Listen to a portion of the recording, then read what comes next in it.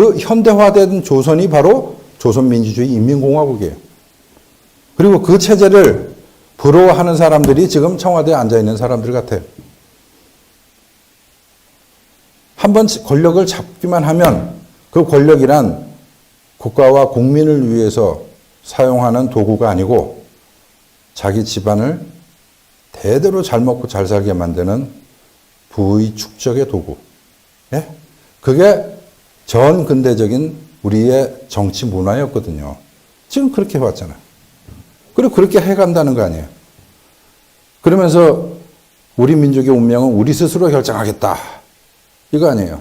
다시 대한민국을 폐쇄 국가로 만드는 거예요.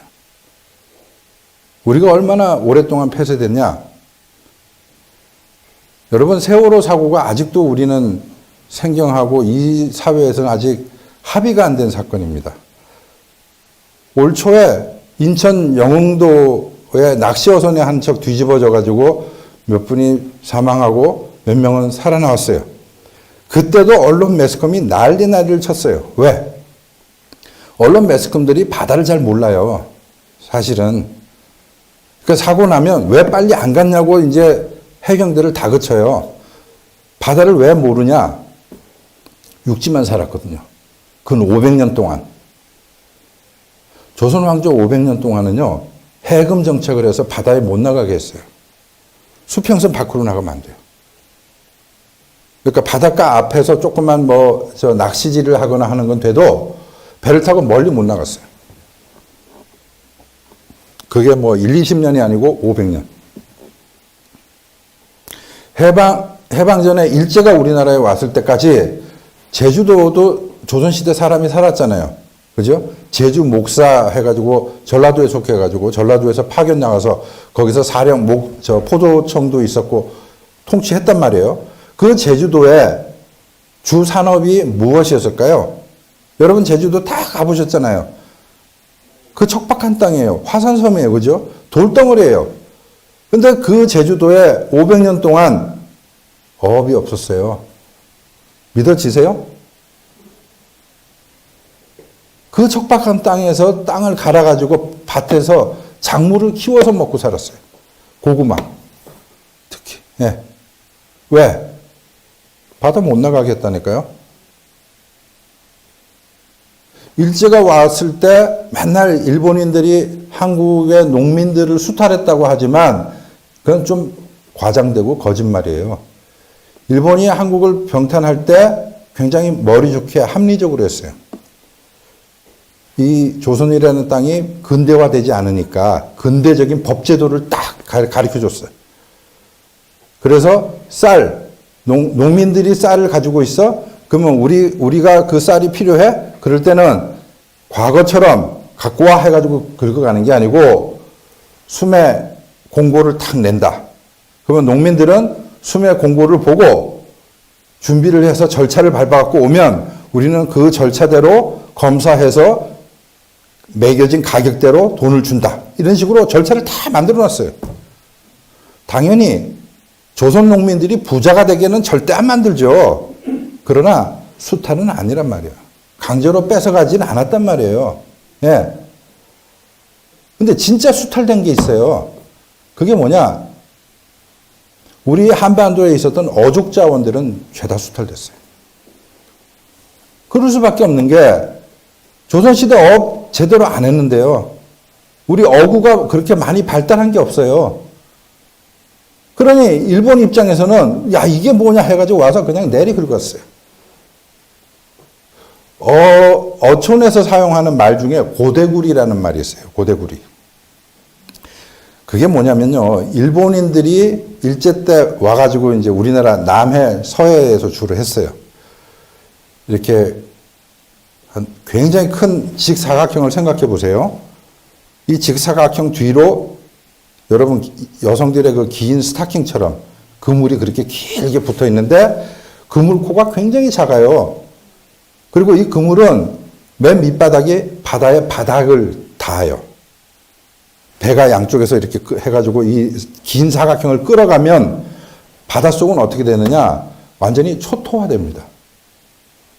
바다 밑에 내려가면 저 이제 남해 쪽 가면은 이런 자연 발생적인 그 산호초도 있고요. 꽤나 좀 이제 울퉁불퉁하고 그 사이사이에 고기들이 산란도 하고 살아가죠.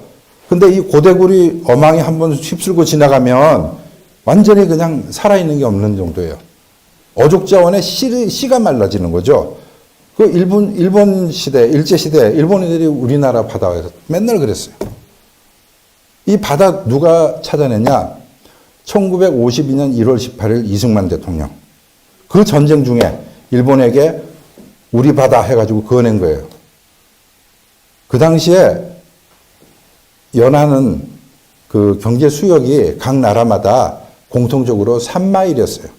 육지에서부터 3마일을 자기의 영해로 한다. 근데 이승만 대통령은 어떻게 했나? 무려 20배, 60마일을 그어버렸어요. 그러면서 우리의 바다를 지켜내요. 그래서 일본 어선들이 못 들어오는 거예요, 이제. 그때 일본 어선들은요, 발동선, 아시죠? 엔진 걸어서 배가 가는 발동선만 200만 톤, 발동선만. 근데 우리는 그 당시 어떤 어선이었나? 무동력선 10만 톤. 남해, 서해, 동해 싸그리 다 합쳐가지고 나온 통계예요. 황포도 때 메고 바람 따라서 가면서 고기 잡았단 말이에요. 그거 가지고 우리 어족자원 지킬 수 있었겠어요? 우리가 그 당시에 이승만 대통령이 그어낸 이 해양 경계선으로 인해서 독도도 지켜내고 이호도까지 우리가 우리 바다를 지켜내겠다고요. 왜? 우리가 해양 세력으로 들어왔기 때문에. 지금 이 바다의 치안을 누가 지킵니까? 우리나라는 해양 경찰이죠. 그죠? 해경. 그죠? 북한은 해양 경찰 없어요. 해양 경찰에는 제도가 없어요. 그냥 해군이에요. 왜? 저 사람들은 해양 세력, 해양 문화, 해양적 사고 그런 거 없어요. 그 북쪽으로 가면 다 그래요.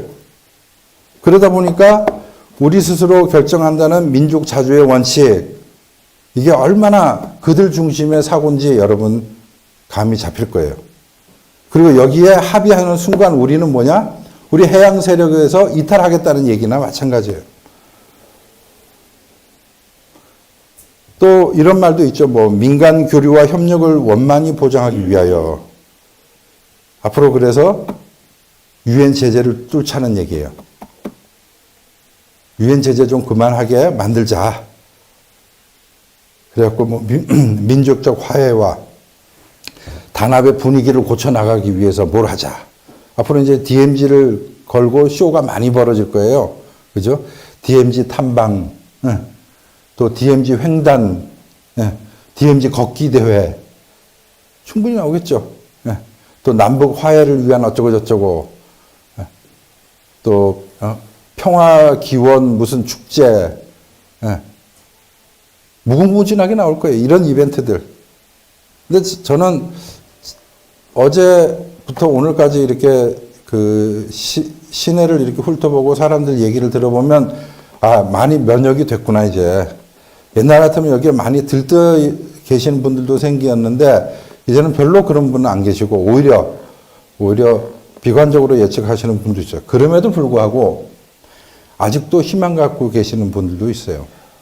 심지어 어제 이제 이설주가 탁 등장해가지고 누추한데 뭐 어쩌고저쩌고 했을 때 그 멘트에 감격해서 참 사람 됨됨이가 뭐 좋다 둥둥 어쩌고 정말이에요. 우리나라에 그런 사람들이 의외로 많아요. 예. 그 2000년 당시에 6.15 선언 때 사실은 그때 이른바 대한민국의 보수 세력이 그때 문제 삼았어야 돼요. 근데 못 삼았어요. 그죠? 그때 6.15 정상회담 자체가 반헌법적이었다고 강하게 문제 제기를 했었어야 돼요. 근데 그거 못하니까 그 다음에 17 선언 나오고 그 다음에 이번에 4.27 나오는 거예요. 네. 처음에 딱 막았어야 돼요. 근데 싸우지 못한 거죠. 그건 누구 책임이었냐? 우리 이쪽에 보수 진영의 책임이에요. 상당히 기회주의적인 것 같아요. 그런 면에서 보면. 그 6항에 보면은 이런 부분들이 있어요. 남과 북은 민족 경제의 균형적 발전과 공동 번영을 이룩하기 위하여 14선언에서 합의된 사업들을 적극 추진해 나가며 이렇게 나오죠. 이게 14선언, 이게 노무현 대통령 때 만들어진 거고, 그때 비서실장이 누구예요? 지금의 대통령입니다. 맞습니다. 예. 맞습니다. 그러니까 지금 현재 이 선언문 가지고 언론들은 구체적인 내용도 없고 아무것도 없다고 얘기를 하는데, 사실은 이 말이에요. 옛날에 했던 거 그거 구체화 시키자는 얘기예요. 근데 뭘 여기에 구체적인 걸 집어넣어요? 이미 다 있는 거예요. 예. 다 있는 거예요. 그 14선언에 이런 게 있습니다. 14선언 제가 한번 읽어볼까요? 주요 내용인데요. 일단 14선언은 김대중 때 2000년 당시 6.15 선언을 구체적으로 구현하자. 이게 딱 먼저 나와요. 그러니까 지금 그 2007년에 14선언은 2000년 6.15 선언을 구체적으로 구현하자고 했죠. 지금 2018년 4.27 선언은 14선언하고 6.15하고 같이 구체적으로 하자. 이 얘기예요. 예. 그 6.15를 하나 딱 만들어 놓고 계속 끌고 오는 거예요. 저들이 진짜 원하는 건 이런 정치적인 무기예요. 이거. 6.15 선언 내용이 100% 실현되냐 안 되냐 이게 아니고, 예. 그거 왜 안 하냐 이거 계속 조를 수 있는 무기예요. 그 무기를 이번에 또 한 번 만들어낸 거예요. 저들의 입장에서는, 우리의 입장에서는 만들어 준 거예요. 우리는 만들어 주기 싫었지만 어떻게 하다 보니까 이상한 사람들이 권력을 잡았고 이렇게 돼버린 거예요. 그렇게 해석하시면 돼요. 두 번째 단계 가면은 이런 얘기 나옵니다. 한반도의 군사적 긴장 상태를 완화하고 전쟁 위협을 해소하는 것은 민족의 운명과 관련되는 매우 중대한 문제이며 우리 결의의 평화롭고 안정된 삶을 보장하기 위한 관건적인 문제이다. 우리 결의의 평화롭고 안정된 삶을 위협하는 게 뭐예요? 북핵인데. 그렇잖아요. 그리고 반인권적인 정치 체제잖아요. 인권 문제잖아요. 근데 거기에 대해서는 한마디 안 해요. 그러면서도 우리 결의의 평화롭고 안정된 삶을 보장하기 위하여 이렇게 나와요. 이 공산주의자들의 평화와 우리 자유주의자들의 평화와는 다릅니다. 아시죠? 자유주의자들은 보편적 개념에서 평화를 얘기해요. 평화했을 때 평은 평평할 평, 그죠? 공평할 평이에요. 그죠? 화는요? 화는 이렇게 쌀미에다가 입구자가 붙었어요. 쌀미자에다가 입구자가 붙어서 화예요. 여러분, 잎하고 제일 친한 게 밥이잖아요. 그게 화예요. 화합하는 거예요. 서로 다른데 가까이 있는 게 화예요. 고르게 친하게 잘 지내는 게 그게 화예요. 그게 평화예요. 그런데 공산주의자들이 이야기하는 평화는 계급의 적, 부르주아지가 완전히 사라진 상태가 평화예요. 제가 초두에 이런 말씀 드렸습니다. 우리 앞으로 한동안은 엄청 가난해질 겁니다. 그리고 그 흐름을 막지 못하면 우리는 많은 분들이 아마 대한민국에 남아있는 고정가천 말고는 아마 다 불행하게 되지 않을까 싶어요. 베트남 그랬잖아요. 예.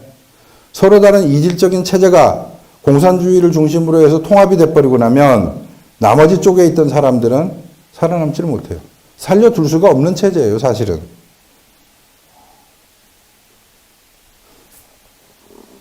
베트남은 베트남대로 지금 이제 근대화하면서 애를 쓰는데 자기들 속으로는 상당히 힘든 게 과거에 했던 게 모순투성이었고 반인권적이었다는 걸 이제 인정할 수밖에 없는 상황이 온 거예요.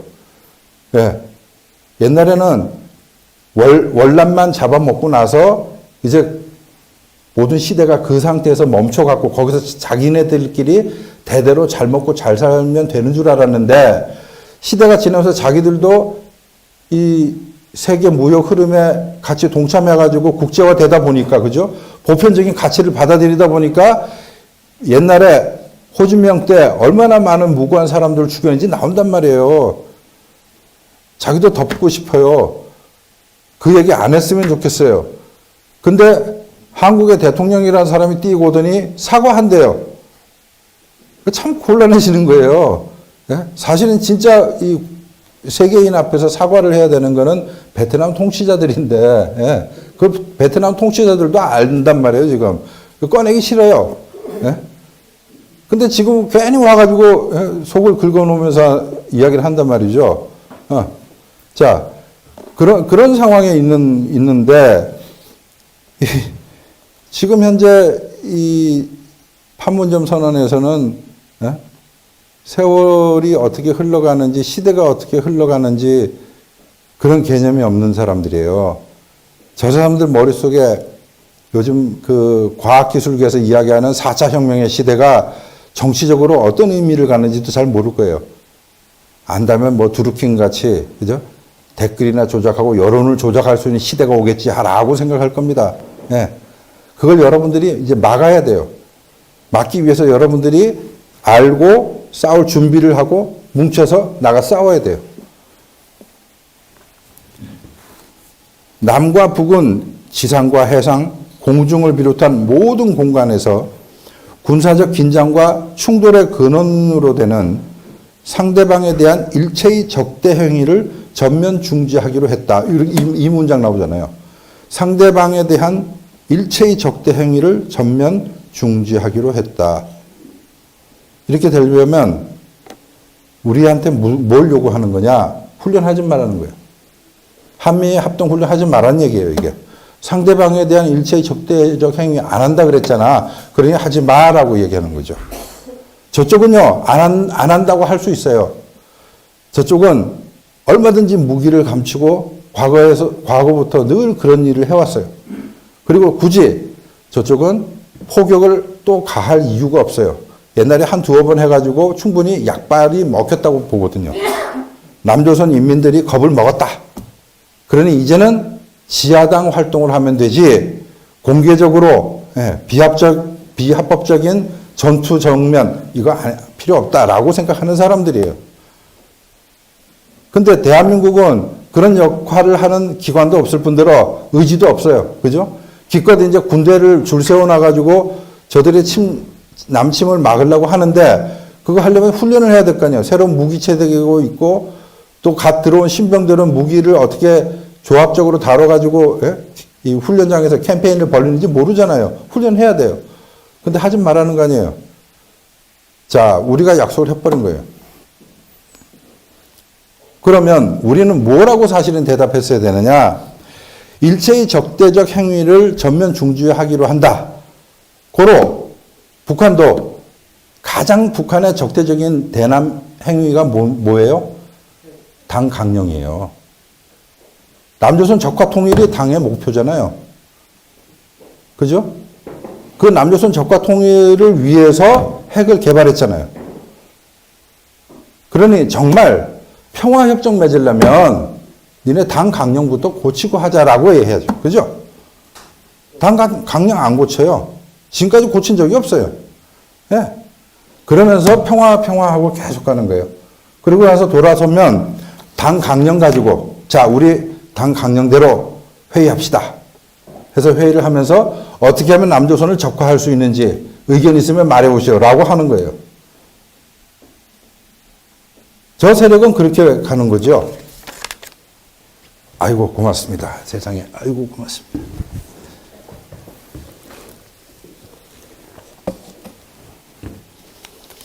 그러니 우리가 북한에게 노동당 강령 개정하라고 요구를 했어야 되는데 그거 못하는 거예요. 못하고 지금 계속 뒤로 다 물려주는 거죠. 네. 싸게 대한민국 팔아넘기는 중이에요. 그야말로 매국노죠. 청와대 몇 개의 그룹이 있죠. 문재인 그룹, 문정인 외교안보 수석이나 뭐 이런 사람들, 그죠? 그 다음에 임종석을 중심으로 하는 전대협 그룹이 있어요. 주사파 출신들의. 또 조국 수석을 통해서 비슷하게 또 그 대학 교수로 있다가 나온 이름이 갑자기 생각 안 나네. 그 참여연대 출신들로 이루어진 이번에 그 비서하고 외유 나갔던 김기식 씨도 참여연대 출신이죠. 그죠? 참여연대 그룹이 있어요. 그 세 그룹. 그 다음에 들러리로 나오는 서훈, 안기부장, 국정원장이죠. 또 송영무 국방부 장관. 이런 사람들은 운동권으로 살아볼 시간이 없던 사람들이에요. 네. 근데 인생 희한하게 이렇게 출세길에 막 올라서 가다 보니까 이제 저쪽으로 끼어드는 것 같아요. 근데 이런 사람들이 나중에 어떻게 될 것 같습니까? 제일 먼저 이제 정권이 만약에 적화되고 나면 그때부터 이제 숙청이 시작이 되거든요. 제일 먼저 떨어질 사람들이 이 서훈, 그다음에 송영무 이런 사람들이에요. 예. 검증 안 됐잖아요. 예. 운동권으로 지하 활동한 적이 없는데, 예. 이제 숙청이에요. 이번에 서훈 국정원장이 이 사건, 회담이 끝나면서 나오면서 울었어요. 화면에서 여러분 보셨어요? 감격의 눈물인지 저는 그 눈물의 의미를 모르겠어요. 통한의 눈물인지. 예. 일개 국가의 정보기관의 수장이 적과 합의문을 작성하고 나오면서 울었어요. 감격의 눈물을 흘렸어요. 이게 정말 감격스러운 일이라면 저분은 그동안 자기 휘하에 있던 국가정보원 직원들을 속인 거예요. 국가정보원 직원들은 평화시의 최전선이 정보전이에요. 거기는 목숨 내놓고 정보전쟁을 해요. 거기에 나가 있는 전사들이 국정원 직원들이에요. 근데 그 직원들에게 이런 내면을 보이지 않고 지금까지 살아온 사람 아니에요. 이번 서울대학교, 제가 알고 있기로는, 제가 취재한 바로는 서울대학교 사범대학 출신일 거예요. 서울사대. 그리고 영어와 불어를 굉장히 잘했어요. 영어로 리포트를 써내라고 했더니 이 서훈 씨가 그 당시 학생 시절에 완벽한 불어로 리포트를 써냈대요. 그게 서울대학교 그 바닥에서 일종의 전설처럼 이제 돌았죠. 1979년에 중앙정보부장에 의해서 대통령이 시해되는 사건이 있었잖아요. 그죠? 11.6 사건. 그 사건을 마무리하고 뒤처리한 게 보안사령부예요. 그죠? 그러니까 보안사령부의 군 정보기관이 민간의 정보기관인 중앙정보부를 완전히 개박살을 낸 거죠. 역적 집단이라고.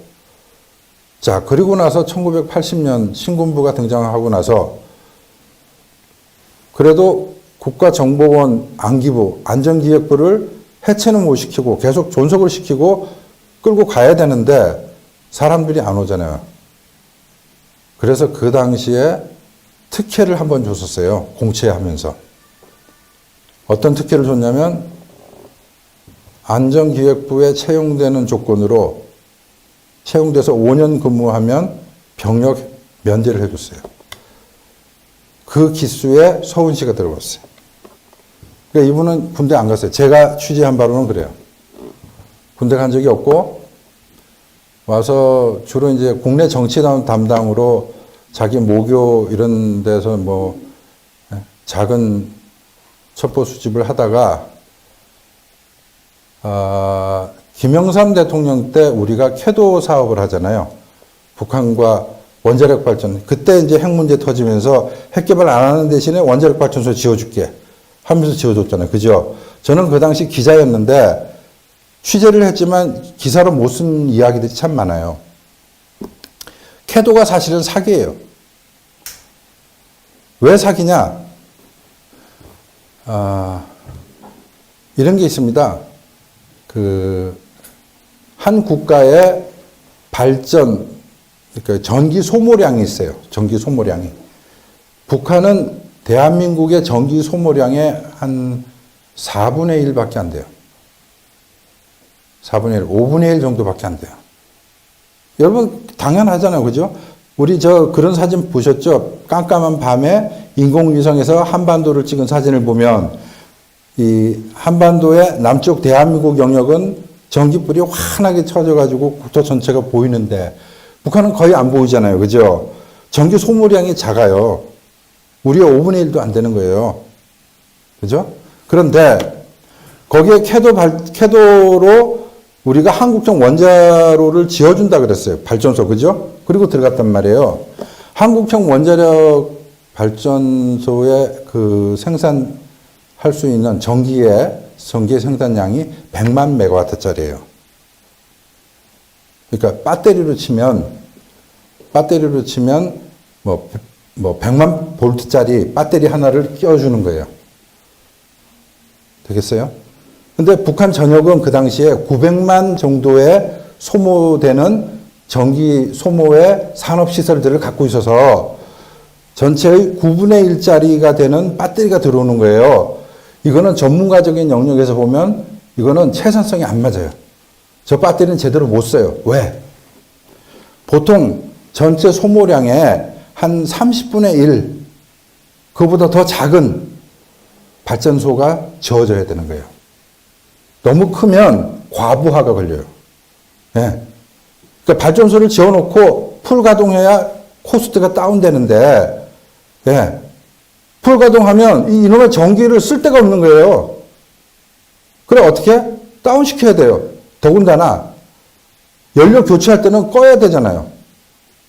그러면 예비로 다른 발전소들이, 인접 발전소들이 있어가지고 서로 스위치하면서 가면 되는데, 북한 지역은 그게 안 되는 나라란 말이에요. 근데 거기다가 100만짜리를 딱 집어넣으면서 쇼를 했어요. 이걸 국민한테 알려야 되는데, 언론이 입 다물면요, 알릴 방법이 없었어요. 지금처럼, 이 신의 한 수처럼 이런 방송이 없었으니, 뭐 누구한테 알리겠어요? 알려서 또 어떡하겠어요? 그 당시 한국전력 사장을 만나서 이제 제가 인터뷰를 하다가 이 문제를 제가 물어봤어요. 제가 정말 궁금해서. 제가 어떻게 이런 걸 좀 아느냐? 학부가 제가 물리학이에요. 또 부전공이 심리학이고. 그러다 보니까 전기나 이런 용량 계산을 하는데 좀 이해가 안 가는 게 있는 거죠. 예. 그래서 이걸 몇몇 사람들한테 물어보니까 정말 그 부분에 대해서 잘 아는 전문가들은 제 말이 맞대요. 그러니까 실제로 한국전력 당사자들은 저거 안 되는 거 빤히 알면서 거기 몇 년 동안 올라가서 출장 가고 근무하고 내려오고 근무하고 다 이랬어요. 이 남북 간의 쇼예요. 이런 쇼를 누가 하냐? 저 김정일, 김정은 집단하고 대한민국의 정신 빠진 권력자들하고 해온 거예요. 거기에 나가는 돈은 누구 돈이냐? 여러분의 세금이에요. 그러면서 저 사람은 뒤로 딱 돌아보면 한국 국민들을 고맙게 여기는 게 아니고 개 돼지로 여기는 거죠. 이게 전 근대예요. 이걸 근대화 시켜야 돼요, 우리가.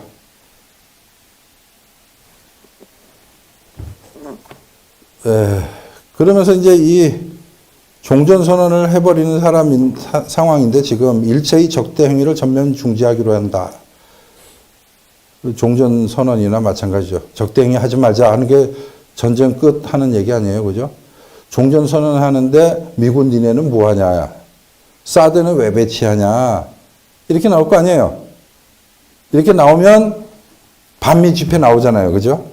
반미 집회 나오면 트럼프나 미국 국민 입장에서 여러분이 미국 국민이라고 생각하고 여러분 자녀가 한국에 가서 근무하고 있는데 한국에 있는 분노한 군중들에 의해서 휩싸여 있는 겁에 질려 휩싸여 있는 TV 화면이 나온다. 여러분 어떻게 하겠어요? 당장 트럼프한테 주한미군 철수하라 그러죠. 더 이상 김정은이 직접 미국에게 주한미군 철수 카드를 드밀지 않게 만들어졌어요. 네. 상황이 이렇게 조성되어 있는 거예요. 그러니 얼마든지 이제 잘 나갈 수 있다는 생각이겠죠. 그러면서 이런 말이 나옵니다. 비무장지대를 실질적인 평화지대로 만들어 나가기로 했다. 네, 아까 말씀드린 대로 이제 DMZ 비무장지대를 중심으로 한 평화 이벤트들이 엄청 생길 거예요.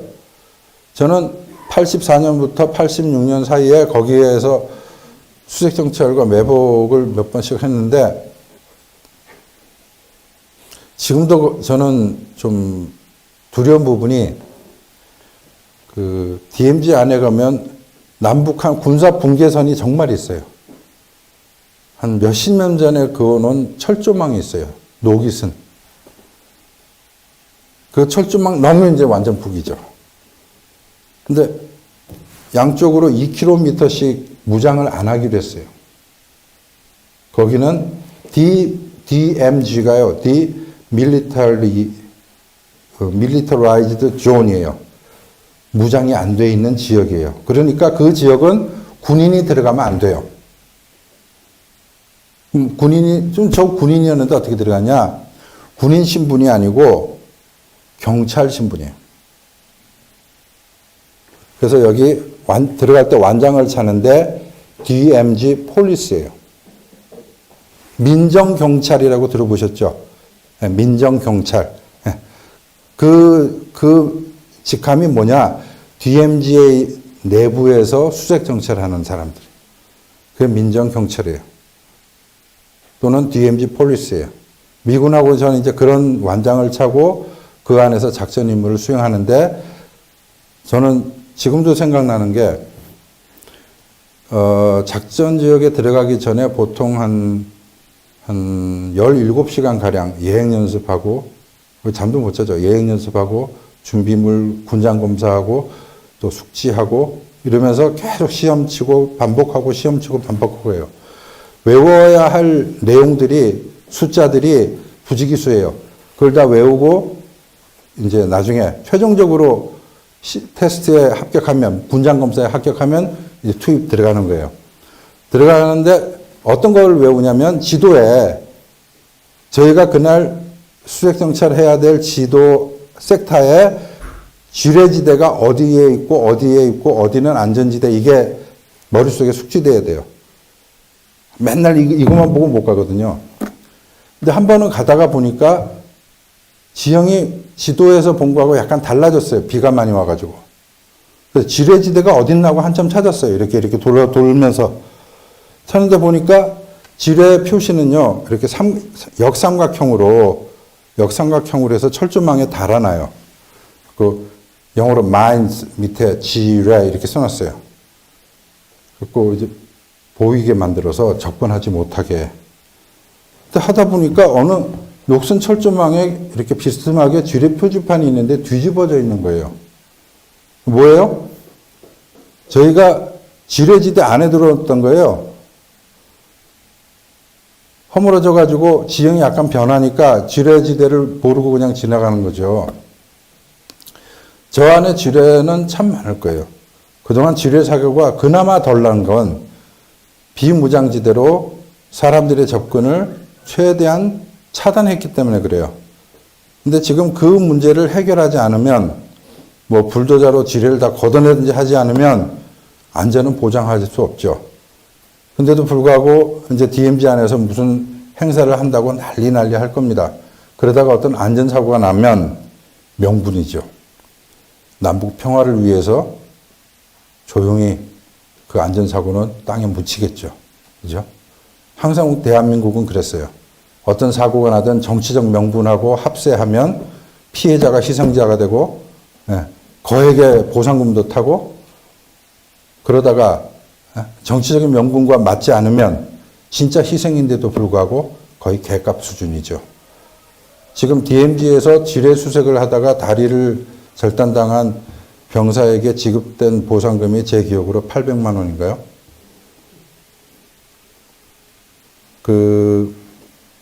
국군 포로 이야기가 나왔지만 과거에 대한민국으로 돌아오셨던 조창호 소위. 예. 여러분 다 기억나시죠? 그죠? 조창호 중위가 됐죠. 소위에서 탈출해가지고, 소위에서 저 포로로 올라갔다가 꿈에도 대한민국을 못 잊고, 그래가지고 이제 중국을 통해가지고 대한민국으로 돌아왔어요. 그분이 와가지고 이제 많은 환영 행사에 나가고 그러는 사이에 국방부에서 조창호 소위가 중위로 진급했다. 이것도 이제 군 병력 호적이죠. 사람들의 거기에 이제 자료를 주고 그동안 근무한 봉급을 합산해서 주겠다. 그래갖고 국방부로 나오라 그랬어요. 조창호 이 할아버지가 나오셨죠. 나왔는데 봉투를 받아보니까 너무 형편없는 액수예요. 왜 이거밖에 안 되냐 그랬더니 국방부에서 뭐라고 답변을 했냐면 소위 1953년 그 전쟁 당시의 임금, 그 임금 기준으로 해서 지금까지 합산을 하니까 이거밖에 안 된대.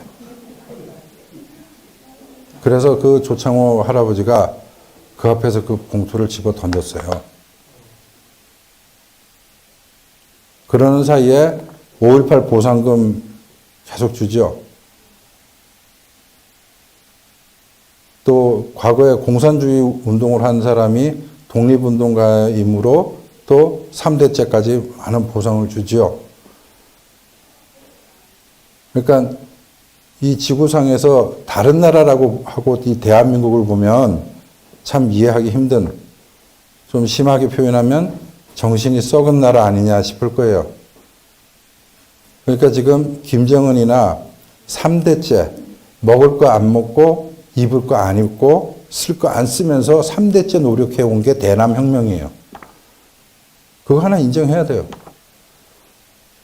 그렇게 해오는 사람들의 눈에 비치는 남한, 남조선, 이 대한민국의 윗대가리들이라고 하는 사람들의 썩은 정신 상태 한심하지 않겠어요? 그러니까 이 말도 안 되는 선언문을 만들어 놓고도 저쪽은 박수 치면서 웃으면서 올라갈 수 있는 거예요. 여유롭게. 예. 저 공화국은 아직도 그리고 앞으로도 건재할 거라고 생각을 하는 거죠. 왜? 대한민국 하는 꼬라지들 보면 자기들을 위협할 만한 가능성은 눈꼽만치도 없지 않습니까? 누구 책임이에요? 우리 책임이에요.